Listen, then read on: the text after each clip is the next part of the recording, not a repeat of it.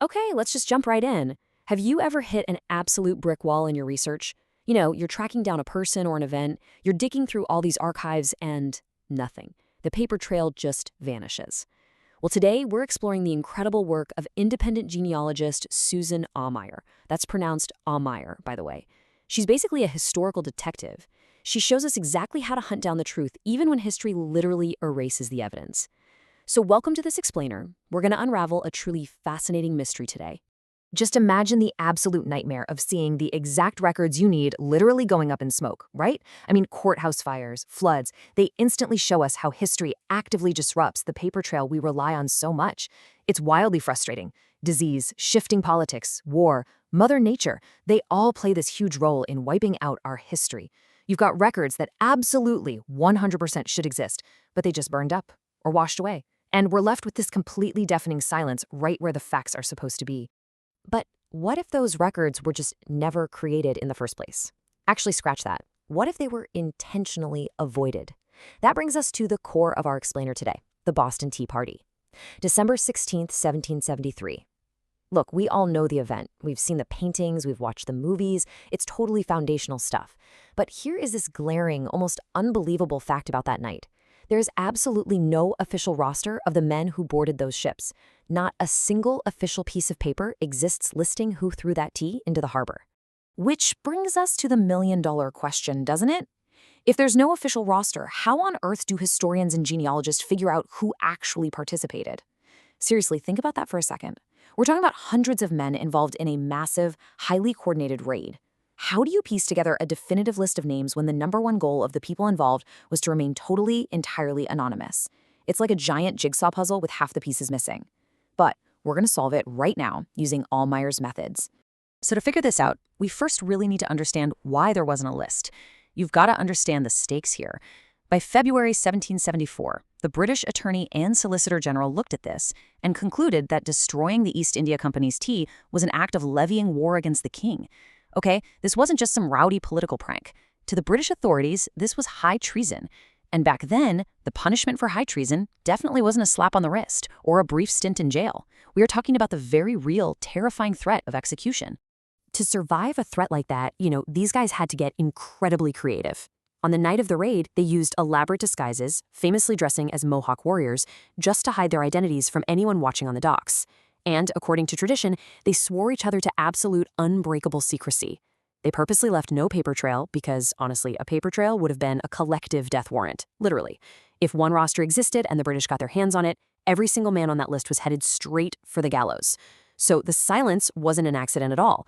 It was a highly calculated survival tactic. Now, knowing that reality totally flips our modern search strategy on its head. And this is where Susan Aumaier points out a brilliant methodology. If you're a modern researcher, right, and you're digging through digital archives from the 1770s, looking for the phrase Boston Tea Party, you're going to find absolutely nothing. Zero. Why? Because the people living through it never called it that. That catchy term didn't even catch on until decades later. So to find the evidence, you have to completely ditch modern search terms. You need to look for the exact phrases they used back then. And for this event, the magic phrase you're looking for is the destruction of the tea. And to prove just how well this works, let's look at an amazing piece of primary evidence. This is straight from John Adams's personal diary written the very next day, December 17th, 1773.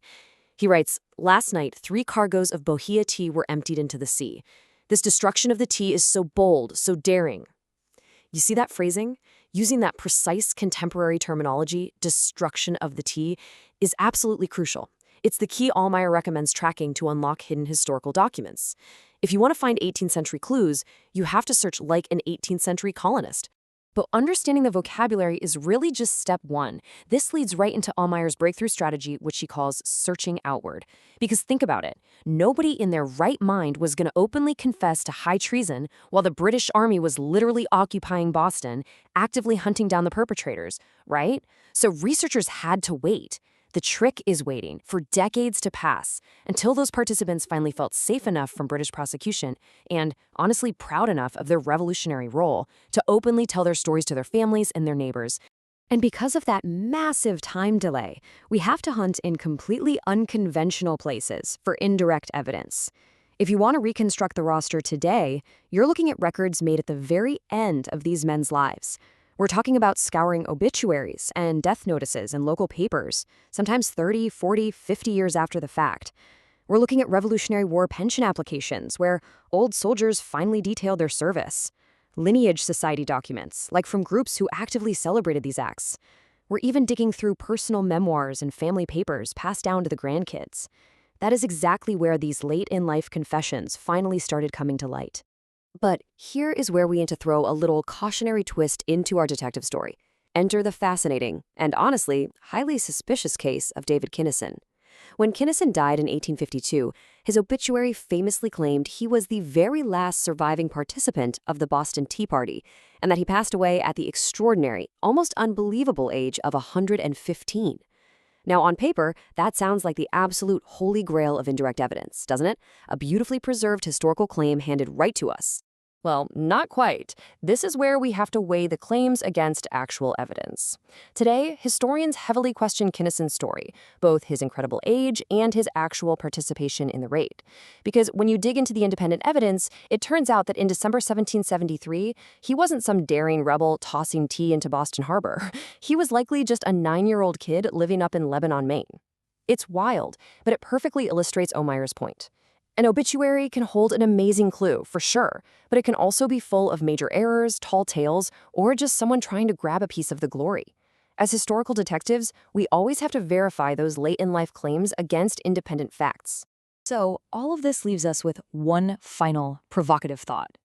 How does understanding historical context completely change the facts you normally just take for granted? Because if we just blindly accept a missing record as a permanent dead end, or an old obituary as the absolute gospel truth, we totally miss out on the real complex story.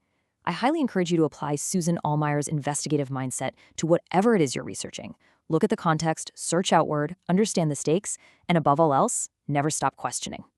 Thanks so much for joining me on this explainer. I hope this totally shifts how you look at the hidden paper trails of the past.